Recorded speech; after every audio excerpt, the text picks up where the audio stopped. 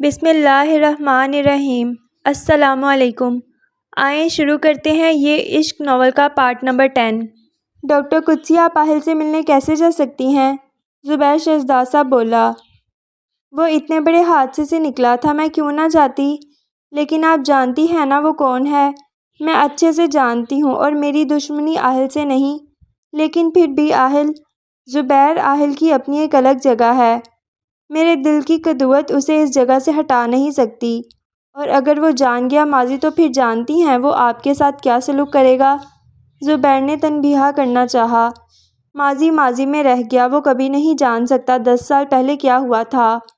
عاقب جانتا تھا، اور وہ اب اس دنیا میں نہیں رہا۔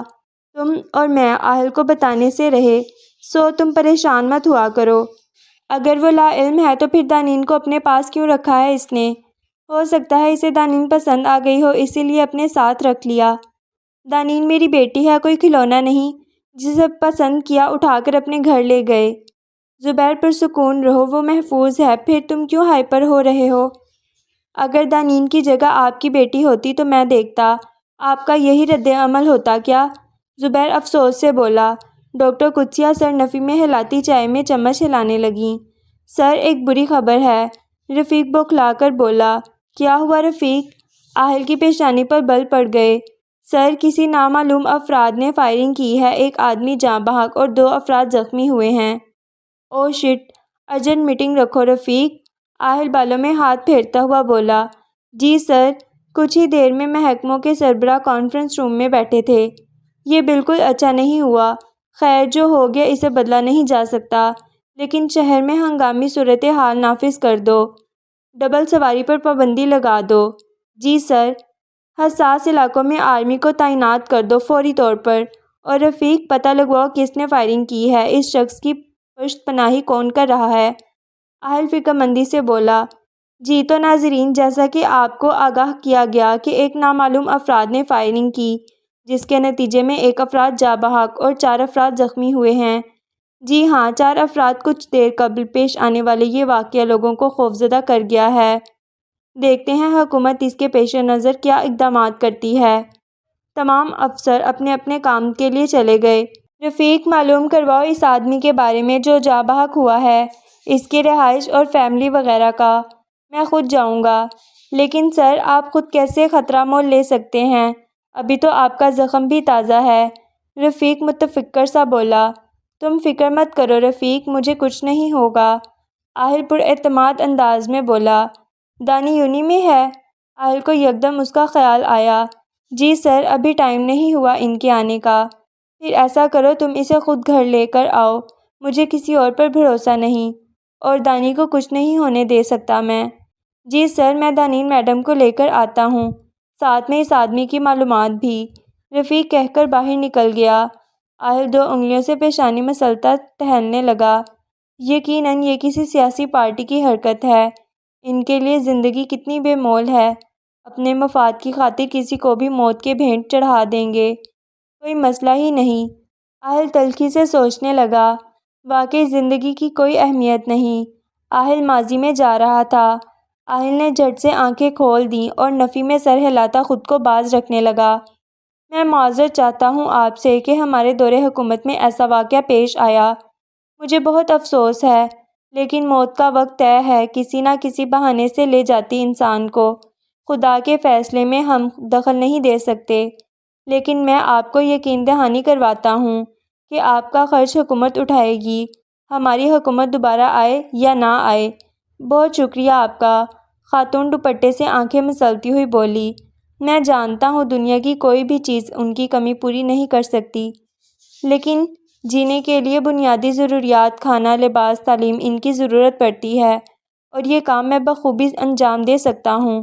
آپ کے شوہر کو واپس نہیں لا سکتا، لیکن ان کی ذمہ داری ضرور اٹھا سکتا ہوں۔ آپ نے اتنا کہا یہی بہت ہے۔ جانتی ہوں دنیا کی کوئی دولت ان کے بابا کو واپس نہیں لا سکتی۔ آہل افسوس سے چھوٹے چھوٹے بچوں کو دیکھنے لگا۔ یتیمی بہت دردناک شے ہے، میں جانتا ہوں، کیونکہ آہل حیات بھی ایک یتیم ہے، اور میں آپ کو یقین دلاتا ہوں کہ کبھی آپ سے غفلت نہیں برتوں گا۔ یہ بچے میرے بچوں کی مانند ہیں۔ میں آپ کی شکر گزار ہوں کہ آپ خود تشریف لائے ہمارے اس چھوٹے سے گھر میں۔ ناظرین، آپ نے دیکھا ابھی ابھی وزیر اعلیٰ اہل حیات خود مرحوم فیض رسول کے غریب خانے میں تشریف لائے، ان کے لواحقین سے اظہار افسوس کیا اور ان کی مالی مدد کرنے کی یقین دہانی کرائی۔ جی ہاں، ان کا کہنا تھا وہ خود بھی یتیم ہیں، ان کا درد سمجھ سکتے ہیں۔ اہل حیات ناساز طبیعت کے باوجود خود تشریف لائے اور ان کی مدد کرنے کی یقین دہانی کروائی ہے۔ خواہ ان کی حکومت دوبارہ بنتی ہے یا نہیں، وہ اس فرض کو ادا کریں گے۔ اہل جوں ہی گھر میں داخل ہوا، نظر دانی اور اس کے دوستوں سے ٹکرائی۔ چہرے پر ناگواری اود آئی، چونکہ ارحم بھی ان کے ہمراہ تھا۔ اہل طیش میں آگے آیا، دانی کا ہاتھ پکڑا اور تیز تیز قدم اٹھانے لگا۔ میشو، جس نے بولنے کے لیے منہ کھولا ہی تھا، اسے دیکھ کر خاموش ہو گئی۔ اہل، کیا مسئلہ ہے؟ کیوں مجھے لے جا رہے ہو؟ دانی اس کے ساتھ بمشکل قدم ملاتی ہوئی بولی۔ یا اللہ، گولی کھا کر بھی اس بندے کی بیٹری ذرا لو نہیں ہوئی، ختم ہونا تو بہت دور کی بات ہے۔ اہل نے دروازہ بند کیا اور دانی کو دروازے سے لگایا۔ ہوا کیا ہے؟ دانی اس کا سرخ چہرہ دیکھ کر بولی۔ اہل نے دونوں ہاتھ دانی کے بازو پر رکھے۔ تمہیں منع کیا تھا نا ارحم سے دور رہنے کو؟ اہل، مجھے درد ہو رہا ہے۔ دانی نے بازو اس کی گرفت سے آزاد کروانی چاہی، جس کی انگلیاں کسی لوہے کی سلاخوں کی مانند دانی کی نازک بازوؤں میں پیوست ہو رہی تھیں۔ میری بات کا جواب دو۔ اہل کی گرفت سخت ہو گئی۔ اہل، مجھے درد ہو رہا ہے۔ دانی کی آنکھوں سے آنسو چھلکنے لگے۔ ٹھیک ہے، جب وہ بولنے کے قابل نہیں رہے گا پھر تم باز آؤ گی، اہل نے کہہ کر اس کی بازو آزاد کی۔ دانی دونوں ہاتھوں سے بازو مسلتی شکایتی نظروں سے اسے دیکھنے لگی۔ تم اسے کچھ مت کرنا، میں دوبارہ ارحم سے بات نہیں کروں گی۔ کیوں؟ کیا لگتا ہے وہ تمہارا جو اس کی فکر ہے تمہیں؟ اہل کا منہ دبوچتا ہوا بولا۔ دانی ناراض سی اس کا ہاتھ ہٹانے لگی۔ اہل نے سر جھٹک کر ہاتھ ہٹایا اور ٹہلنے لگا۔ اور کسی پر نہیں تو مجھ پر تو رحم کھا لیا کرو، دانی روتی ہوئی چلائی۔ اہل دو انگلیوں سے پیشانی مسلنے لگا۔ تمہیں درد نہیں ہوتا تو اس کا مطلب باقی سب بھی پتھر کے ہیں؟ دانی دکھ سے بول رہی تھی۔ آنسو لڑک کر گال پر آ رہے تھے۔ اہل کے تنے اعصاب ڈھیلے پڑے اور چہرہ موڑ کر دانی کو دیکھنے لگا، جو شکوہ کناں نظروں سے اسے دیکھ رہی تھی۔ اہل نے اسے شانوں سے تھام کر صوفے پہ بٹھایا اور خود گھٹنوں کے بل نیچے بیٹھ گیا۔ آئی ایم سوری، اہل اپنی انگلیوں کے پوروں سے دانی کے رخسار پر آئے آنسو صاف کرتا ہوا بولا۔ دانی نفی میں سر ہلاتی اسے دیکھنے لگی۔ یہ جہاں سے تم نے پکڑا تھا، گولی ماری تھی، یاد ہو تو؟ دانی حلق کے بل چلائی۔ اہل نے شرمندگی سے سر جھکا لیا۔ جاہل ہو تم سچ میں۔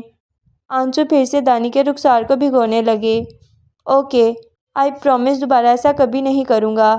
اہل اپنی دانی کو درد نہیں دے گا۔ اہل اس کے دونوں ہاتھ اپنے ہاتھوں میں تھامتا ہوا بولا۔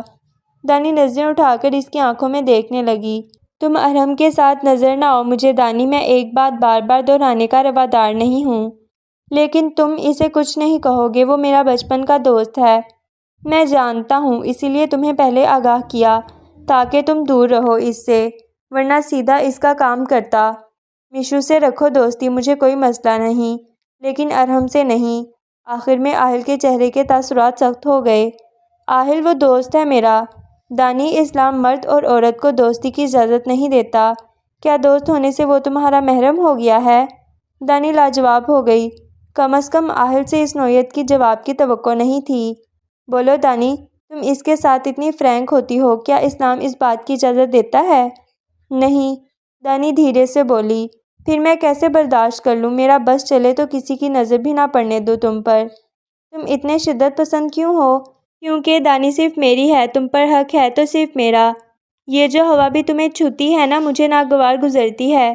میرا بس چلے تو ان ہواؤں کو بھی روک دوں۔ دانی آنکھوں میں حیرت سموئے اس کی دیوانگی سن رہی تھی۔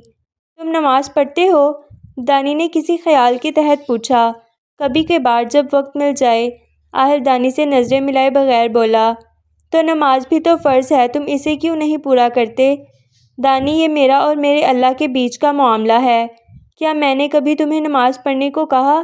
نہیں نا، کیونکہ یہ تمہارے اور اللہ کے بیچ کا معاملہ ہے، میں بیچ میں دخل نہیں دے سکتا، لیکن چونکہ تم میری بیوی ہو تو اس چیز سے میں تمہیں روک سکتا ہوں کہ یہ ہم دونوں کے بیچ کا معاملہ ہے۔ جو باتیں آج بتا رہا ہوں انہیں اپنے ذہن میں بٹھا لینا، کیونکہ میں دہرانے کا روادار نہیں۔ دانی خاموش ہو کر اسے دیکھنے لگی۔ ٹھیک ہے، میں نہیں رکھوں گی ارحم سے دوستی، دانی دھیرے سے بولی۔ گڈ گرل، اب جاؤ انہیں فارغ کرو، آہل کھڑا ہوتا ہوا بولا۔ دانی چہرہ صاف کرتی باہر نکل گئی۔ انم، ابھی میرے پاس ٹائم ہے، بولو آ سکتی ہو؟ آہل فون کان سے لگائے بولا۔ ہاں ٹھیک ہے، وہیں آنا ہے نا جہاں پہلے ملے تھے؟ ہاں اسی جگہ پر آ جاؤ، لیکن خیال سے کسی کو معلوم نہ ہو تم مجھ سے ملنے آ رہی ہو۔ ٹھیک ہے انم نے کہہ کر فون رکھ دیا۔ دانی، میں کام سے جا رہا ہوں، رات میں آ جاؤں گا، آہل لاؤنج میں آ کر بولا۔ ٹھیک ہے، دانی اس بات میں سر ہلاتی ہوئی بولی۔ آہل نے ایک نظر اس پر ڈالی اور گوگلز لگاتا باہر نکل گیا۔ بولو کیسی ہیلپ چاہیے؟ آہل، کسی طرح میری جان احد سے چھڑوا دو، وہ نہایت کمینہ انسان ہے، انم اکتا کر بولی۔ آہل اس کی بات کا مفہوم سمجھ گیا۔ ہاں میں جانتا ہوں، اسے باپ فوج میں تھا تو بیٹے کو آرام سے جگہ مل گئی، آہل اس بات میں سر ہلاتا ہوا بولا۔ جان صرف تم سے چھڑوانی ہے یا دنیا سے؟ آہل ٹانگ پہ ٹانگ چڑھاتا ہوا بولا۔ نہیں، صرف مجھ سے، اگر اسے میری طلاق کا معلوم ہو جائے تو آئی ایم شور اس کی فیملی انکار کر دے گی۔ اور تمہاری طلاق کے کاغذات ابھی تک کورٹ نہیں پہنچے جہاں تک مجھے علم ہے، کہاں ہیں وہ پیپرز؟ ہاں ڈیڈ تو اس دن چلے گئے تھے، پیپرز شاید میرے روم میں ہی ہیں، انہیں صرف سائن کروانے سے مطلب تھا۔ تم ایسا کرو، وہ پیپرز اپنے ڈیڈ کو دے دو کہ کورٹ میں جمع کروائیں، باقی میں دیکھ لوں گا۔ اگر میری طلاق نہیں ہوئی تو تم کیوں کروانا چاہتے ہو؟ جب تک رحیم تمہیں بول کر طلاق نہیں دیتا تب تک نہیں ہوگی، ویسے بھی پیپرز بھی تو کورٹ تک جائیں گے تو پھر نہ، لیکن میرا نام نہ آئے ورنہ ڈیڈ رحیم کو نہیں چھوڑیں گے۔ تم بے فکر رہو، ہر چیز اپنے طریقے سے ہینڈل کروں گا۔ اور کچھ نہیں، بس یہی ایک کام ہے، اور ایڈوانس میں تھینکس، وہ ممنونیت سے بولی۔ نو ایشو، آہل کوٹ بند کرتا کھڑا ہو گیا۔ اگلی ملاقات یقیناً تم مجھے شکریہ کہنے کے لیے کرو گی۔ آہل ہلکا سا مسکرایا۔ آئی ہوپ سو، انم مسکرا کر بولی۔ آہل جیب میں ہاتھ ڈالتا چلنے لگا۔ اللہ کرے آہل سب سیٹ کر لے، انم دعا مانگتی چلنے لگی۔ پلیز مجھے چھوڑ دو، وہ ہاتھ جوڑے منت کر رہی تھی۔ پلیز مجھے جانے دو، تمہیں جو چاہیے مل جائے گا، لیکن پلیز مجھے جانے دو، تم جو کہو گے تمہیں دے دوں گی۔ وہ آنسو بہاتی منت سماجت کر رہی تھی، لیکن مقابل ہنسی اڑاتا شرٹ کے بٹن کھولنے لگا۔ اس کی آنکھوں میں خوف تیرنے لگا۔ پلیز مت کرنا یہ، پلیز میری زندگی تباہ ہو جائے گی، پلیز مجھے چھوڑ دو، تمہاری ہر مانگ پوری ہوگی، لیکن یہ مت کرو۔ اس کا جسم کپکپانے لگا تھا، ہاتھ پاؤں ٹھنڈے پڑ گئے، چہرے کا رنگ فک ہو گیا، خوف کی ایک سرد لہر اس پر سرایت کر گئی۔ آہل کمرے میں آیا تو نہ سمجھی سے دانین کو دیکھنے لگا۔ دانی ہنوکوں کی طرح بیڈ پر کھڑی تھی۔ What happened? وہ دانی کو دیکھ کر حیرت سے بولا۔ تھینک گاڈ آہل تم آ گئے، دانی لمبا سانس کھینچتی ہوئی بولی۔ کیا ہوا ہے، تم اوپر کیا کر رہی ہو؟ آہل ہمارے روم میں چھپکلی ہے، دانی زور سے آنکھیں بند کرتی ہوئی بولی۔ آہل سر پر ہاتھ مارتا دانی کو دیکھنے لگا۔ نیچے اترو دانی، آہل گھور کر بولا۔ نو، پہلے تم چھپکلی کو مارو۔ دانی کے چہرے پر خوف کی لکیریں تھیں۔ دانی، میں کیسے اسے مار سکتا ہوں؟ کیوں ساری دنیا کو مار سکتے ہو، چھپکلی کو مارتے ہوئے تمہارا ضمیر جاگ رہا ہے کیا؟ یار وہ نظر تو نہیں آ رہی، تم نیچے آؤ۔ آہل کو غصہ آ رہا تھا۔ ابھی نظر نہیں آ رہی، لیکن کیا پتہ جیسے میں نیچے پاؤں رکھوں وہ آ جائے۔ نو، میں نہیں آ رہی۔ دانی دونوں ہاتھ آپس میں مبسوط کیے ہوئے تھی۔ یا اللہ یہ لڑکی، آہل سر تھام کر بیٹھ گیا۔ اب میں کیا کروں میڈم، مجھے بتائیں، آہل چہرے پر ہاتھ پھیرتا ہوا بولا۔ تم پہلے چھپکلی کو ڈھونڈو۔ اچھا، دانی بول رہی تھی جب آہل نے ٹوکا۔ پھر اس کو مارو، اس کے بعد میں نیچے آؤں گی، دانی تھوک نگلتی ہوئی بولی۔ آہل نفی میں سر ہلاتا کھڑا ہو گیا اور دانی کے سامنے آیا۔ اگر وہ تمہارے پاؤں پر چڑھ جائے تو کیا ہو جائے گا؟ آہل شریر لہجے میں بولا۔ دانی جھرجھری لیتی ہوئی بولی۔ یار تم نیچے آؤ، وہ نہیں آئے گی۔ میں نہیں، پہلے مجھے اس کی لاش دکھاؤ، پھر میں بیڈ سے نیچے پاؤں رکھوں گی۔ آہل منہ پر ہاتھ رکھے مسکراتا ہوا دانی کو دیکھنے لگا۔ سرمئی آنکھوں میں خوف تیرتا دکھائی دے رہا تھا۔ اچھا، پھر آؤ، میں تمہیں باہر لے جاتا ہوں، کیونکہ اسے ڈھونڈنے کے لیے بیڈ اٹھانا پڑے گا۔ تم میرے ساتھ ہی بیڈ اٹھا لو۔ آہل کا ڈمپل مزید گہرا ہو گیا۔ دانی میں جا رہا ہوں، اگر تم نے باہر جانا ہے تو آ جاؤ، ورنہ پھر اپنی دوست کے ساتھ رہو۔ آہل جیب میں ہاتھ ڈالتا ہوا بولا۔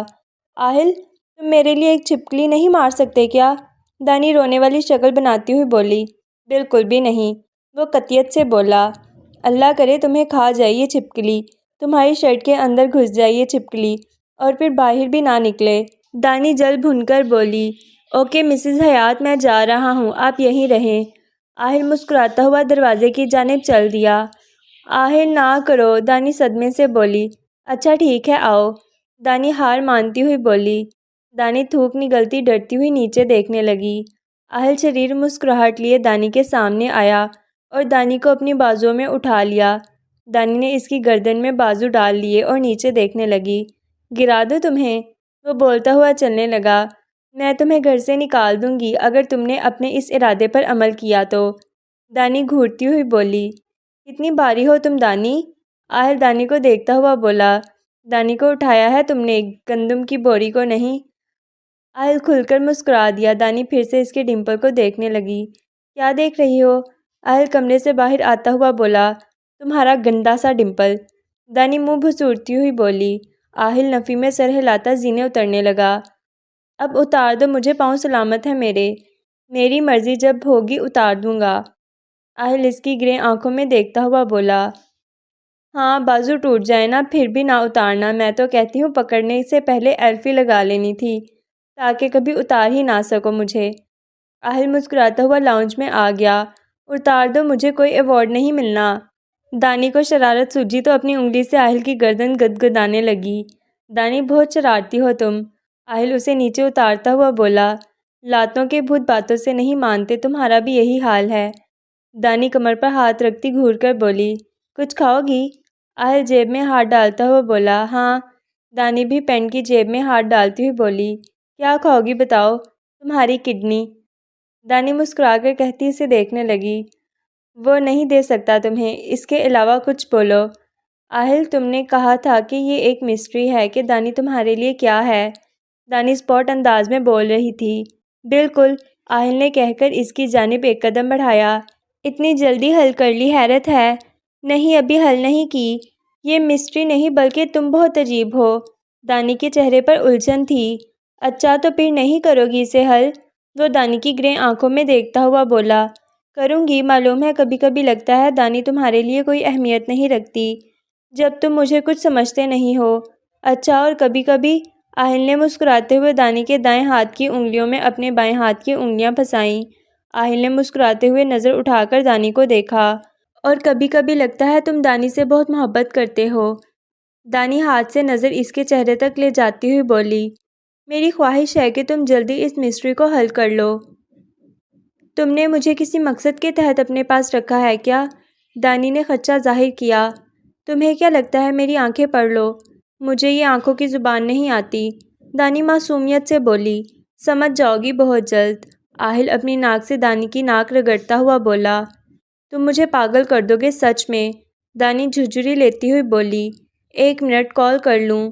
آہل مسکراتا ہوا سائٹ پر آ گیا۔ رفیق سنو، میں دانی کو لے کر باہر نکل رہا ہوں، تم مجھے کال کرنا، میں دانی سے دور جا کر بات کروں گا۔ اتنے میں دانی غائب ہو جانی چاہیے، اور محتاط رہنا، غلطی کی گنجائش نہیں، میں نہیں چاہتا کوئی بھی چیز بگڑ جائے۔ آہل فکر مندی سے بولا۔ جی سر ٹھیک ہے۔ آہل مسکراتا ہوا واپس آ گیا۔ باہر چلیں؟ وہ حسب عادت جیب میں ہاتھ ڈالتا ہوا بولا۔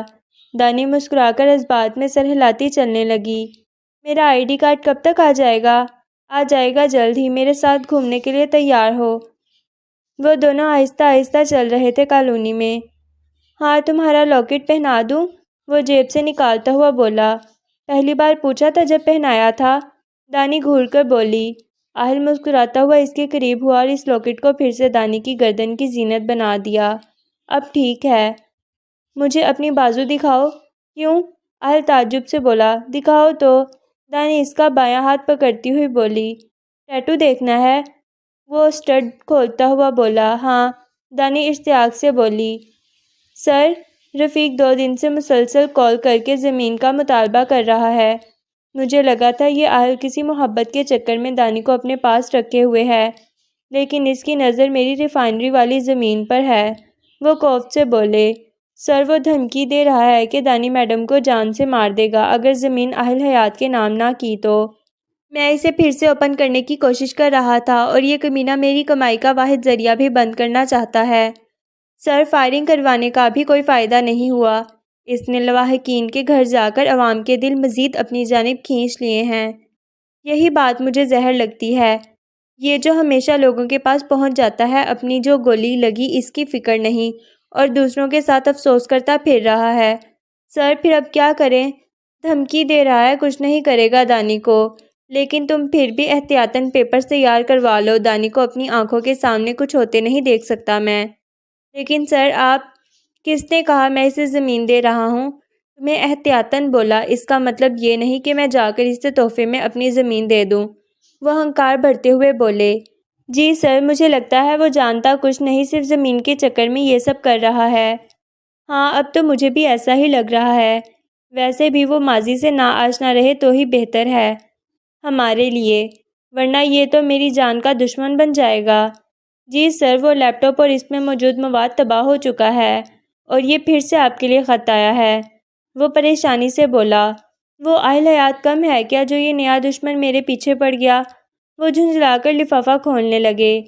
میں رات 9 بجے تمہیں فون کروں گا تاکہ تم مجھے اپنی رہائی کی قیمت بتا سکو۔ پھر سے صرف ایک ہی سطر تھی، لعنت ہو اس پر، اب آہل کو قیمت دوں یا اسے؟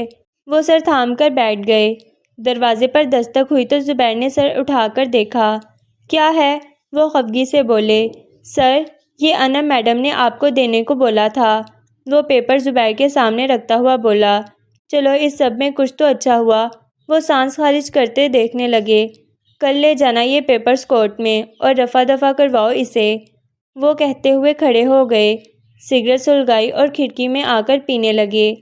آہل نے آستین اوپر کی اور بائیں بازو دانی کے سامنے کر دی۔ سیاہ رنگ سے لکھا گیا دانی، جو کبھی نہیں مٹ سکتا تھا۔ بازو کی رگیں ابھری ہوئی تھیں۔ دانی اس کی فولادی بازو پکڑے ٹیٹو پر ہاتھ پھیرنے لگی۔ تمہیں درد نہیں ہوا تھا؟ دانی نے چہرہ اٹھا کر دیکھا۔ تمہیں کیا لگتا ہے میں کوئی کمزور سا انسان ہوں؟ نہیں، لیکن پھر بھی۔ آہل نے بازو چھڑوائی اور آستینیں نیچے کرنے لگا۔ ایک تو تم آدھی باتوں کے جواب نہیں دیتے۔ دانی منہ بھسورتی چلنے لگی۔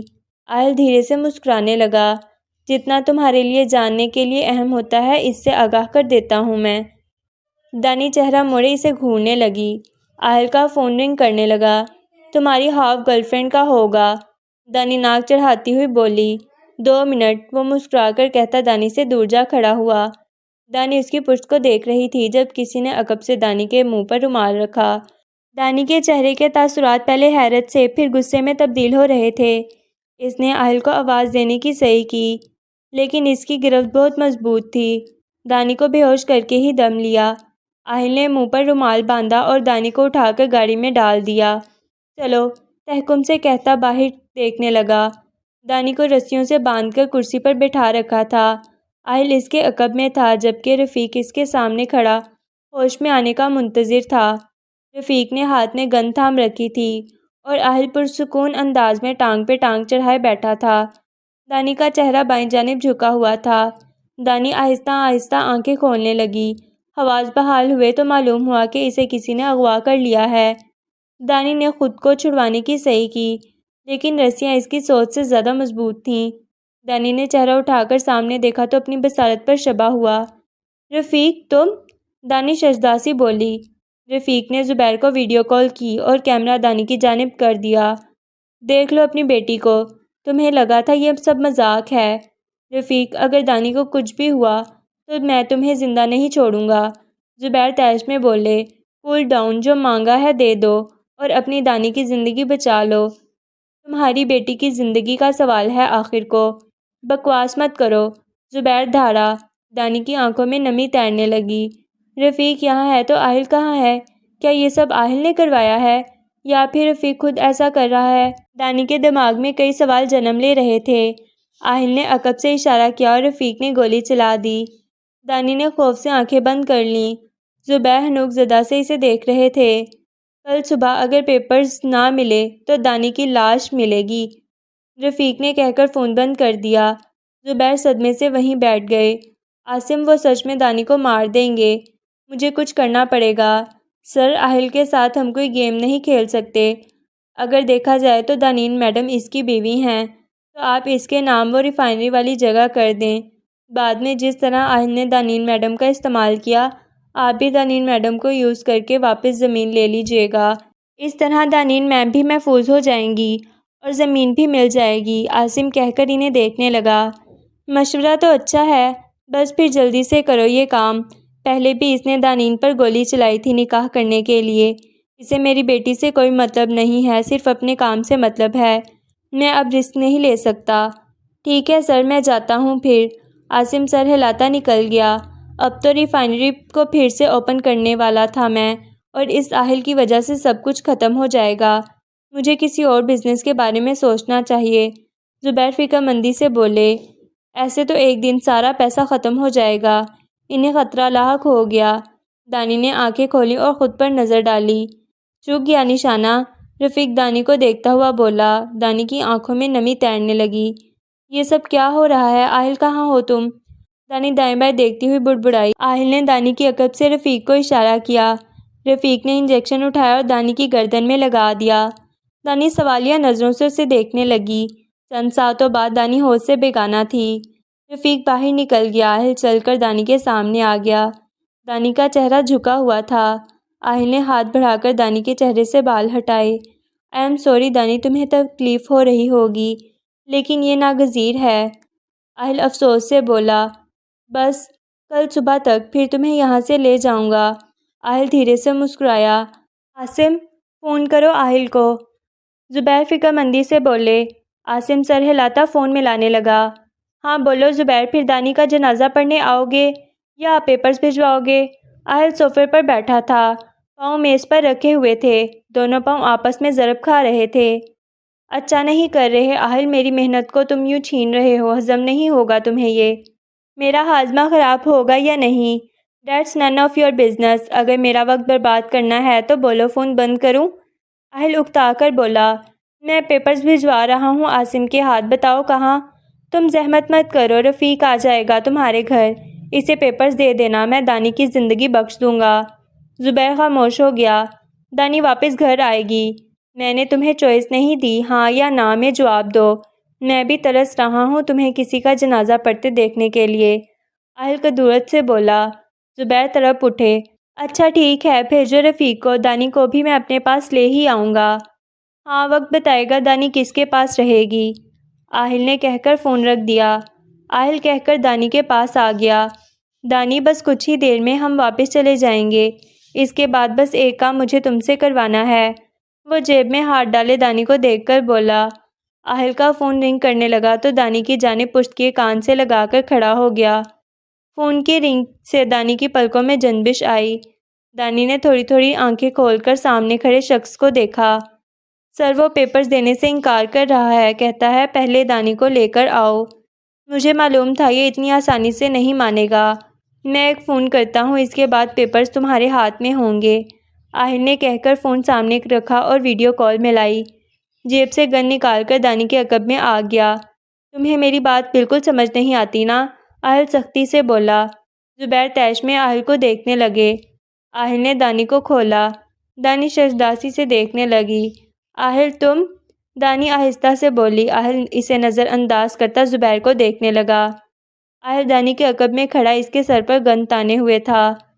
آہل اگر دانی کو کچھ بھی ہوا، تمہیں زبان سے سمجھایا تھا، لیکن سمجھ نہیں آیا۔ دانی اچھے سے جانتی ہے میں ایک بار پہلے بھی اسے گولی مار چکا ہوں۔ تم جانتے ہو میرا نشانہ قطعاً نہیں چوکتا۔ آہل کے چہرے پر بلا کی سختی تھی۔ اشک آنکھوں سے ٹوٹ کر دانی کے رخسار پر آ گرے۔ دانی بے یقینی کی کیفیت میں تھی۔ ڈیڈ یہ جو مانگ رہا ہے اسے پلیز دے دیں، میں جانتی ہوں یہ گولی چلا دے گا۔ دانی کے اندر کچھ ٹوٹا۔ دانی کچھ نہیں۔ آہل نے ٹریگر پر ہاتھ رکھا۔ صرف 30 سیکنڈ، اس کے بعد دانی سے تم بات نہیں کر سکو گے۔ زبیر شش و پنج میں مبتلا آہل کو دیکھنے لگے، جہاں زمانے بھر کی سختی تھی، پھر نظر دانی پر پڑی جو بے آواز آنسو بہا رہی تھی۔ نہ چاہتے ہوئے بھی زبیر نے پیپرز عاصم کو دے دیے۔ 2 منٹ بعد رفیق کی کال آنے لگی۔ آہل نے جیب سے دوسرا موبائل نکالا۔ ہاں رفیق بولو۔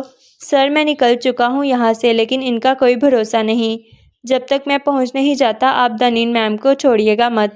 ہاں ٹھیک ہے، تم آ جاؤ، آہل نے کہہ کر فون بند کر دیا۔